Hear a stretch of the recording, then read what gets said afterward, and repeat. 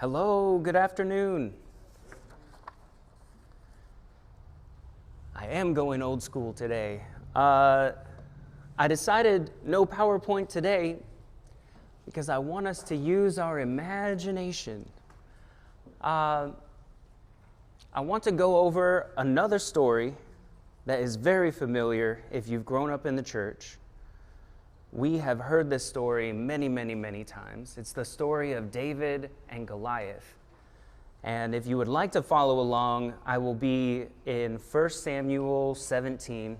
Oh, hey, I can see. Thank you, Brother Chester.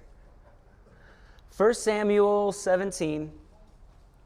And what I would like to do is to read through most of this chapter and make small notes as we go along. And then at the end, after we've refreshed ourselves with this story, to make a few applications. That's my goal today. David and Goliath. Extremely familiar story. But I think it's very easy, just like with the other stories that we have gone over, like Jonah and Daniel in the lion's den, there's more to it. And as we grow and mature as Christians, and we revisit these very familiar stories, we're going to find new truths that God has put there. They've always been there. So let's take a look. 1 Samuel 17. And let's read a little bit, starting in verse 1. It says, "Now the Philistines gathered their armies for battle, and they were gathered at Sukkah, which belongs to Judah, and encamped between Sukkah and Azekah in Ephes Dammim. And Saul and the men of Israel were gathered and encamped in the valley of Elah, and drew up in line of battle against the Philistines.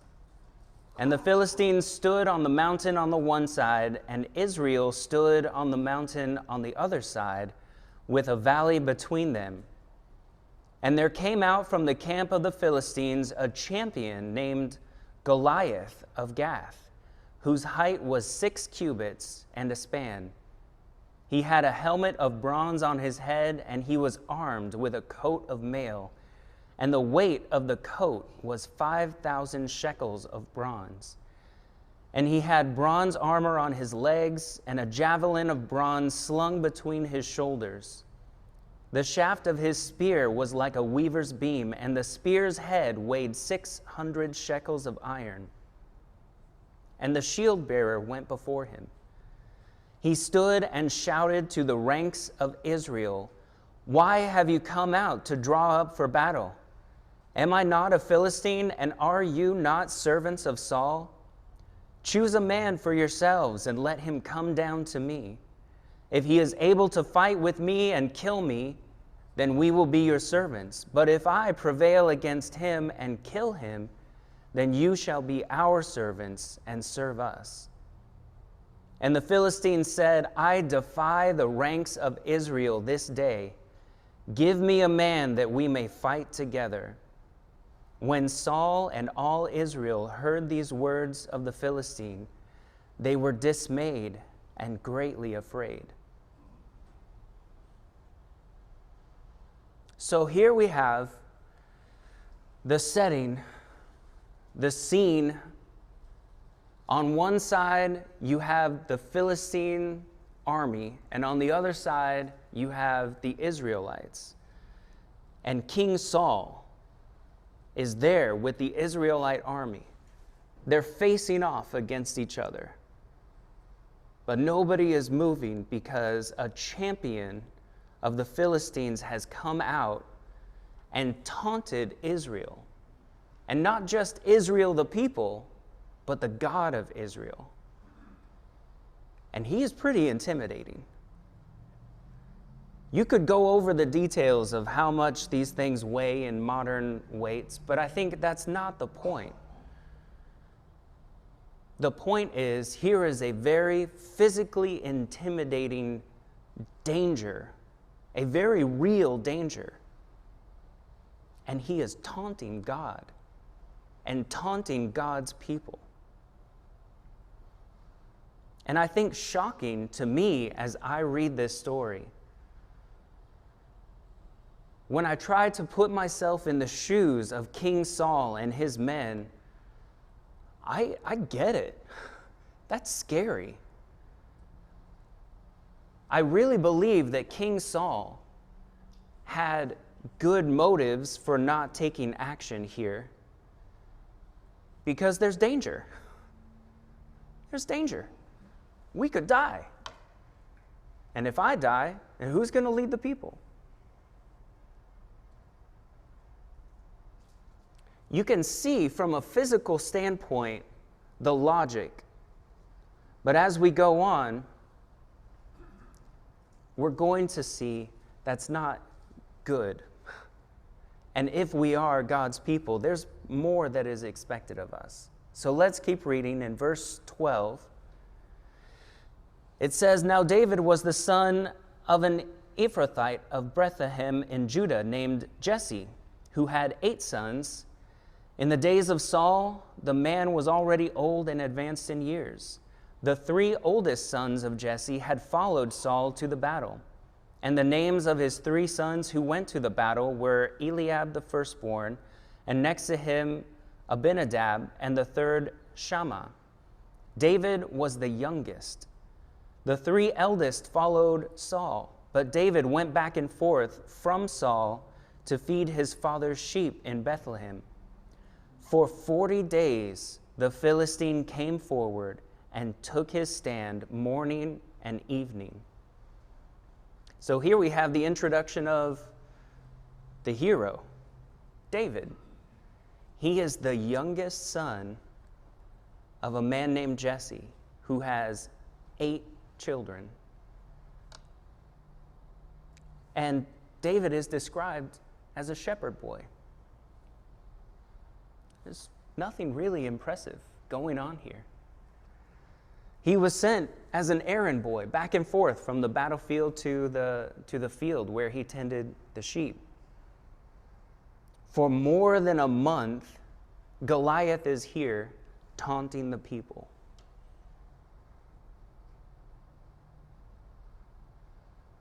It's interesting. Let's keep reading verse 17 through 20. "And Jesse said to David his son, 'Take for your brothers an ephah of this parched grain and these 10 loaves, and carry them quickly to the camp to your brothers. Also take these 10 cheeses to the commander of their 1,000. See if your brothers are well, and bring some token from them.' So his father, Jesse, is sending David out to the battlefield. It's another errand.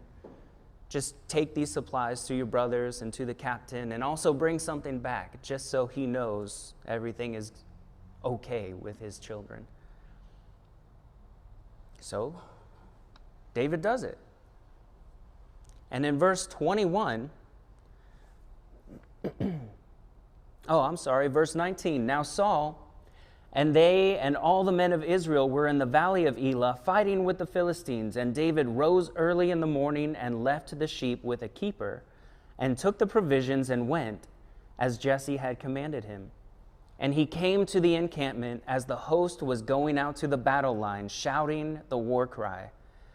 And Israel and the Philistines drew up for battle, army against army. And David left the things in charge of the keeper of the baggage, and ran to the ranks, and went and greeted his brothers. As he talked with them, behold, the champion, the Philistine of Gath, Goliath by name, came up out of the ranks of the Philistines and spoke the same words as before, and David heard him." So here we have the meeting of the two. David goes out to run this errand for his father, and he sees Goliath in the distance speaking the same words that he has been speaking for more than a month now. For 40 days, he has been taunting Israel.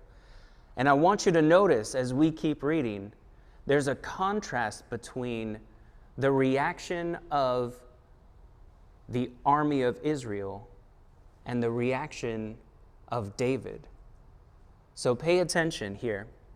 in verse 24. All the men of Israel, when they saw the man, fled from him and were much afraid. And the men of Israel said, "Have you seen this man who has come up? Surely he has come up to defy Israel. And the king will enrich the man who kills him with great riches, and will give him his daughter, and make his father's house free in Israel." And David said to the men who stood by him, "What shall be done for the man who kills the Philistine and takes away the reproach from Israel? For who is this uncircumcised Philistine, that he should defy the armies of the living God?" And the people answered him in the same way, "So shall it be done to the man who kills him." There's a huge difference between these two reactions. The armies of Israel, these are the battle-hardened men. These are supposed to be the heroes of Israel. They've been trained in battle. This is their job. This is their life. This is what they do. And when they see Goliath, they're terrified and they run away. And this small shepherd boy is looking around at his leaders, and he's looking at Goliath, and his response is, "Who is this guy? And why isn't anyone doing anything about it? He's defying God. What's going to be done for the man who takes care of this?" Huge difference. You don't expect that from a small boy. It is assumed that David is somewhere between 17 and 20 years old. He's not very old, and he is not trained in battle. This is not his life. He takes care of sheep. And yet his faith in God, when he saw this situation, drove him to stand up for God. So let's keep reading and see what happens. When the words that David spoke were heard, they repeated them before Saul, and he sent for him. We're at 32 now. And David said to Saul, "Let no man's heart fail because of him. Your servant will go and fight with this Philistine." And Saul said to David, "You are not able to go against this Philistine to fight with him, for you are but a youth, and he has been a man of war from his youth." But David said to Saul, "Your servant used to keep sheep for his father. And when there came a lion or a bear and took a lamb from the flock, I went after him and struck him and delivered it out of his mouth. And if he arose against me, I caught him by his beard and struck him and killed him. Your servant has struck down both lions and bears, and this uncircumcised Philistine shall be like one of them. For he has defied the armies of the living God." And David said, "The Lord who delivered me from the paw of the lion and from the paw of the bear will deliver me from the hand of this Philistine." And Saul said to David, "Go, and the Lord be with you." Now this is very interesting. So whatever David was doing in the camp, the people he were talking to, somehow that word reached the king, King Saul, who was there supposedly to lead his army into battle. And he's not doing much leading right now. But he hears word that there's a young boy talking about fighting Goliath. And he calls for David. And Saul speaks very rational words. These are logical words. It makes sense when you're thinking about the situation from a physical standpoint. There's no way this young boy who is not trained in war can fight a man who has been trained in war from his youth. Like, if these were betting odds, all of your money would be going to the warrior. It doesn't make any sense. David tries to reassure him by saying, "Hey, look, I fought a bear and a lion." But the point is, God delivered me from the bear and the lion. That's what David is focusing on. God delivered me from the bear and the lion, and God will deliver me from this man too. So Saul gives him permission to go. And in verse 38, Saul is still thinking of this from a physical standpoint. Verse 38, Saul clothed David with his armor. He put a helmet of bronze on his head and clothed him with a coat of mail, and David strapped his sword over his armor. And he tried in vain to go, for he had not tested them. Then David said to Saul, I cannot go with these, for I have not tested them. So David put them off. Then he took his staff in his hand and chose 5 smooth stones from the brook and put them in his shepherd's pouch. His sling was in his hand, and he approached the Philistine.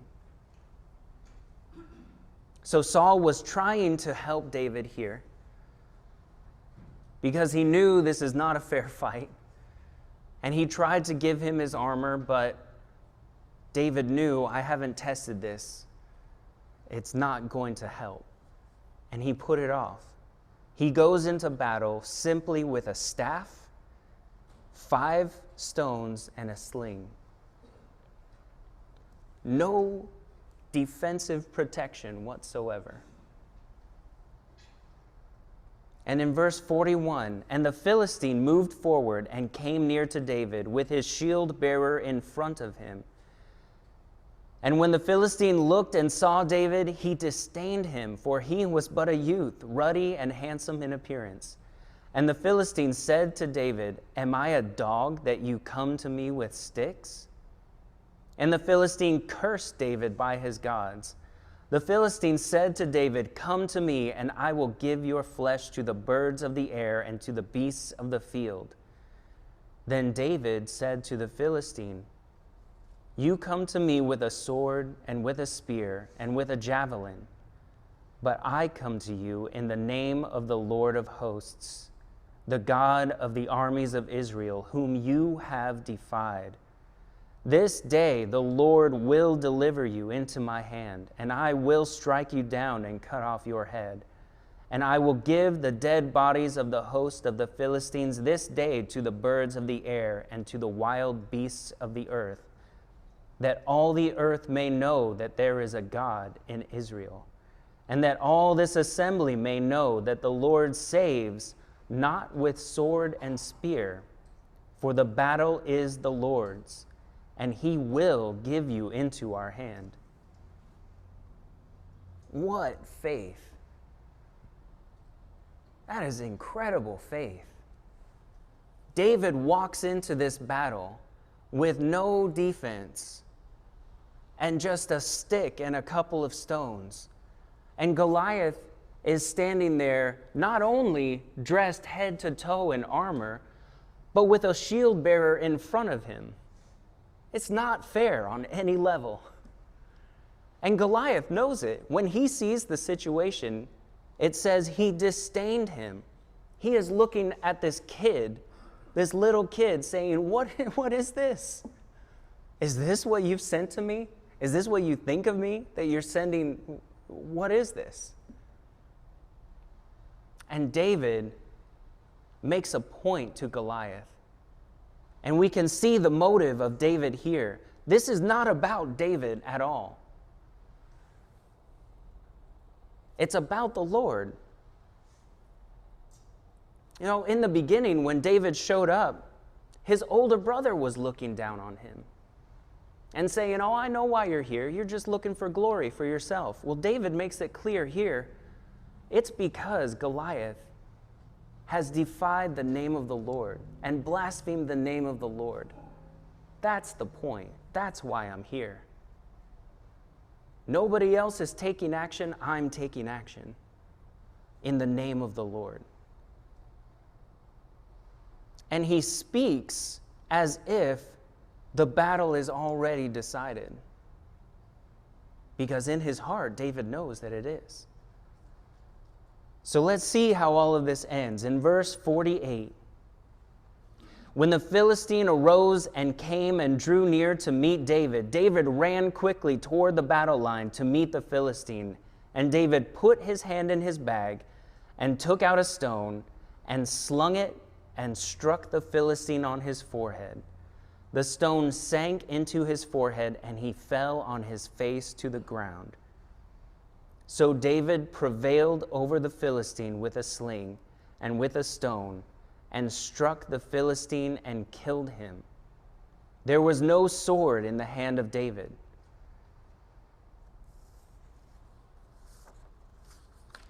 God delivered him. Not only David, but this was the impetus. If you read the rest of this chapter, which we don't have time to do, but it was this action. The armies of Israel saw what happened here, and it spread like wildfire.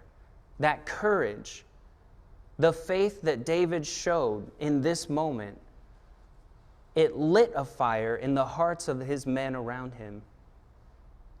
And they went on to defeat even more Philistines and to save Israel. And it's the same with us. And the point at the very end, there was no sword in the hand of David. David prevailed over the Philistine with a sling and with a stone and struck the Philistine and killed him. We don't need the physical weapons of war. We are fighting a spiritual war. So let's make a few points here. What can we learn from this story of David and Goliath? How does it apply to us today?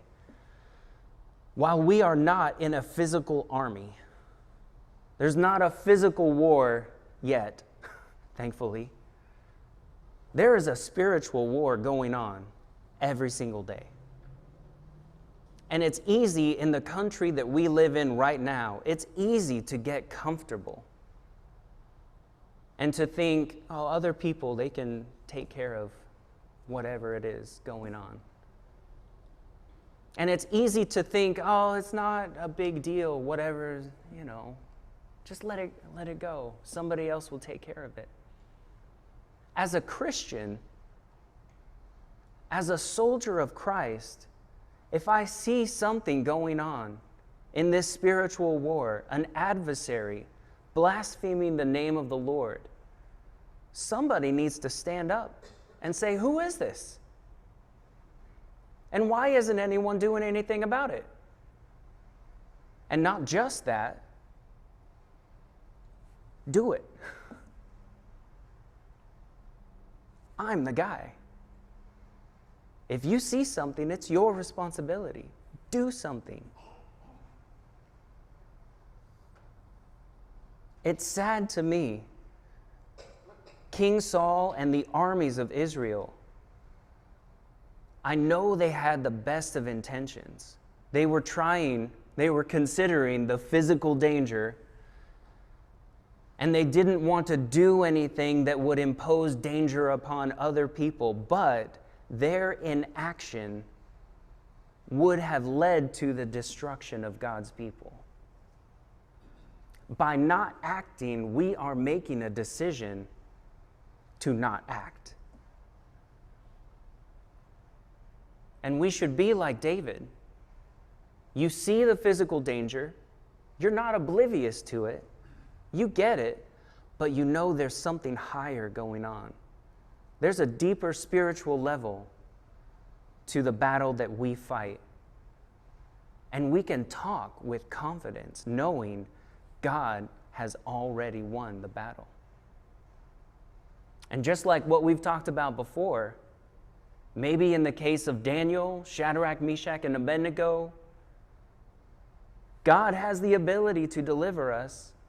Maybe He will, maybe He won't in this physical life. But it's not about this physical life. And that's what this story of David and Goliath is talking about. And I want to take note, when Goliath was approaching David on the battlefield, the armies of Israel were afraid and ran the other way. When David got on the battlefield with Goliath, and Goliath was approaching him, take note of the words that it uses here to describe it. It talks about this little boy running head on to face the danger. There's fear, but there's courage. Courage is facing your fears. You are aware of the danger, but you know what needs to be done. And with God on your side, it's already done. Allow God to use you as his vessel. Christians don't shrink back. So that's the story of David and Goliath. There's a lot here, and I love this story. It's more than a children's story. This is a very mature spiritual lesson, and I hope that it's helpful for you all today. We haven't really talked about what it takes to become a Christian, but this is a very noble fight. This spiritual war that we are in, there is nothing more important.